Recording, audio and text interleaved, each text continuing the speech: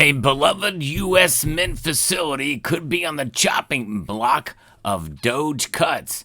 Let's talk about it in this video as we explore.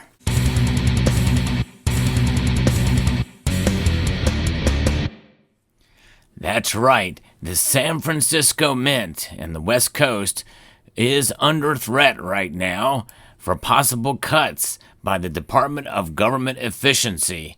This is a story that Coin World is sharing with us, and after reading this, I don't think it's actually going to happen, but there was a visit to the facility and a little bit of a misunderstanding, but that is par for the course in a reorganization of government such as what's going on right now. And by the way, for those of you who have U.S. Mint products and buy from the United States Mint, well, we know the prices are very high, and that's a whole nother area of discussion. But nonetheless, there are U.S. Mint products you can buy from bullion dealers as well. I don't recommend buying collectible pieces such as proof sets and proof coins, stuff that is numismatic coins that are sold on the U.S. Mint sites from other online dealers, unless you can get them for below Mint issue price. Current products, you can't. There's always a premium for those. However, there are some places that sell bullion products, such as Summit Metals, the channel sponsor, so check them out. And they are increasing their inventory as well, so you never know what may come along. Sometimes you can get some proof coins for right around bullion price these days, especially with the prices of precious metals rising. Notwithstanding, President Trump and Elon Musk-led Department of Government Efficiency have now targeted the San Francisco Mint for closure in a bid to sell the real estate on which the National Register of Historic Places structure stands, theoretically to reduce government expenses. The facility has been the stalwart of numismatic sets, primary proof coinage, and metals for decades, having first been pressed into service in 1937 at 155 Herman Street. And the San Francisco Mint has also produced coins for general circulation. Most recently, some of the quarters have been with a San Francisco Mint mark on them. It served as an assay office for a time before being returned to full mint status on March the 31st, 1988. Under the same law, Public Law 100-274 that established the West Point Mint as a full mint from a bullion depository. The San Francisco Mint is not open to the general public, however, and it employs 152 people. And I actually thought it would have employ more folks than that, but that's still a pretty good number of people.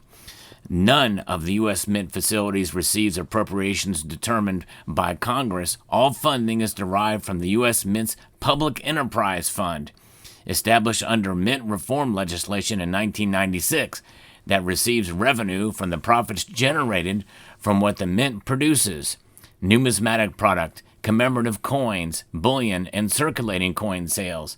So the Mint is unique in that regard, which is one reason why this is unlikely to happen. They're not going to shut that down. Since the PEF's establishment, more than $17 billion has been returned to the Treasury to help reduce the national debt. Roughly 6 weeks ago, a social media influencer on X, the Musk-owned platform formerly known as Twitter, presented the notion to cease operations at the San Francisco Mint and sell off the real estate. Subsequently, a regional General Services Administration representative and an unnamed DOGE appointee visited the San Francisco site to address the possibility that the San Francisco Mint would be no longer. That's right, they're entertaining the possibility of actually shutting it down. During the inspection, the two representatives had been under the belief that the facility was office space and not a full-fledged coin and metal production facility. The suggestion was posed for another agency to assume control of the structure for office space. Well, they found out very quickly that it is indeed a production facility.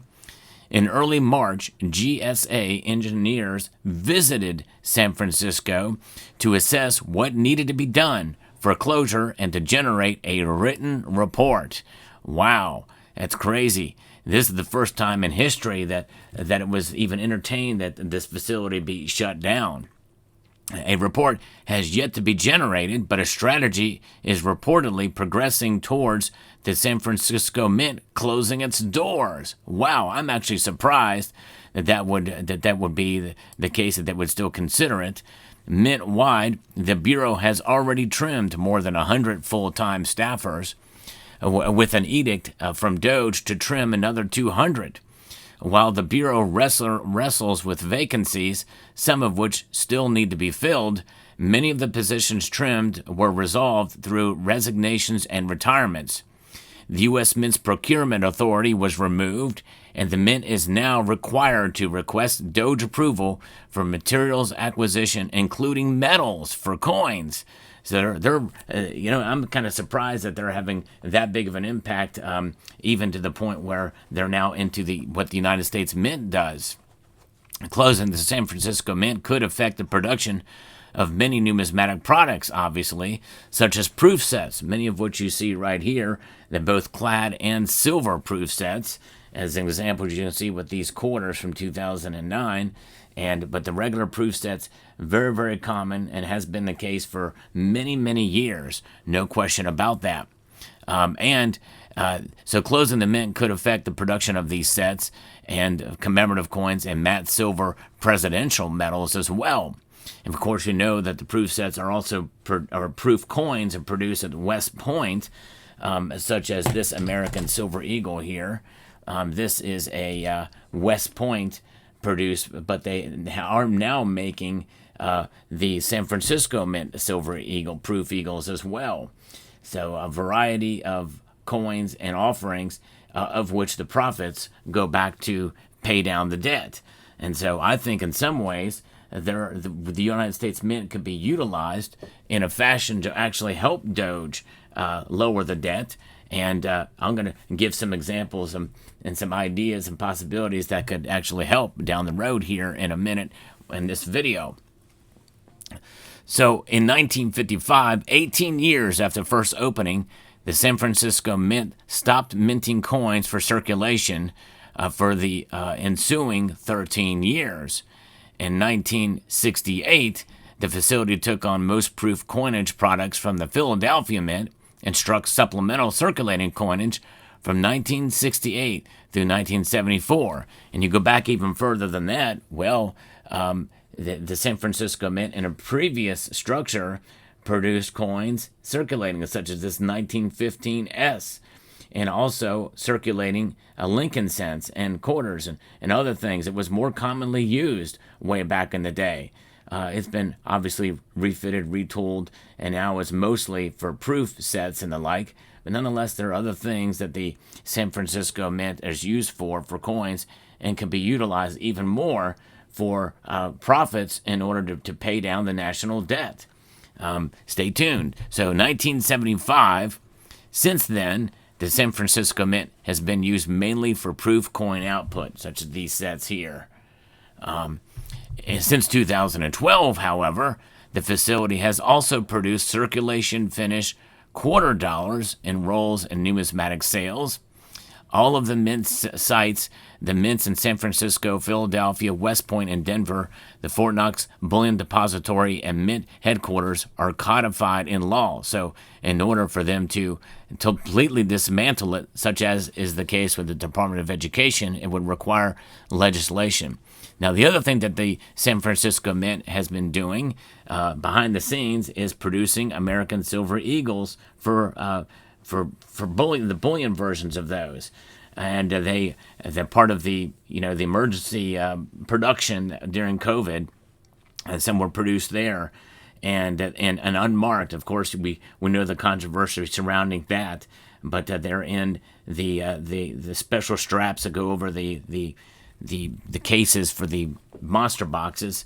And those are the only way to determine where they came from, and then they were sold by the grading companies, and there's no way of knowing where they came from. You have to take their word from it based off of how they were put together from those monster boxes. But unlikely that the San Francisco Mint is going away. However, based off of this article, it sounds like it's still up in the air, so to speak. Now, I have a suggestion for DOGE and to utilize these mint facilities to actually pay down the debt even more. Obviously, you would have to, if it's going to be a coin, and it would require legislation if it's silver, but you could produce special gold coins that will specifically pay down the debt, much like the gold card idea that Howard Lutnick has put forward, the Commerce Secretary, and Donald Trump, to make that happen. Apparently, some of those have already been sold. I really don't understand the impetus behind that and how that's working. But imagine producing specialized gold coins or even platinum coins that could be very high-end, high-tier, low mintage with very high premiums that perhaps maybe some could say this could be used to help pay down the debt. I don't know how that would work. I don't know if it would be that effective. If they can price themselves out of the market as well too, become very much very high end, high priced, and I don't know if there would be that much interest in it. I don't know, but it's an idea, or come up with some other program that the United States Mint could do, because that could help embolden collectors to buy more from the United States Mint. Maybe the opposite end would be a lower premium, high output coin or metal or what have you that could be easily affordable by most people and collect small amounts of revenue that could go out there. Because why am I making this suggestion? Because the United States Mint is the only mint in the world, only major mint in the world, that is really restrained by Congress, which means that there are very few offerings compared to what other mints do, such as the Royal Canadian Mint and others. There are more chances to collect revenue and provide a service and collectible coins and ways to be able to make that happen. Now, in some sense, they are moving in that direction with the superhero coins coming out. But nonetheless, and in next year, they're producing a lot of semi-sesquicentennial coins that will be offered. And so that is another option and way to be able to make that work. And the San Francisco Mint could be a crucial aspect to make that happen. But I would say lower prices and open it up and make the mint competitive. And don't price people out of the market. So those are two ideas that could be possibly worked in. Let me know what your thoughts are in the comments section below. I'd like to extend a multitude of gratitude to each and every one of you for taking the time to watch, and encourage you to please rate, share, comment, and subscribe.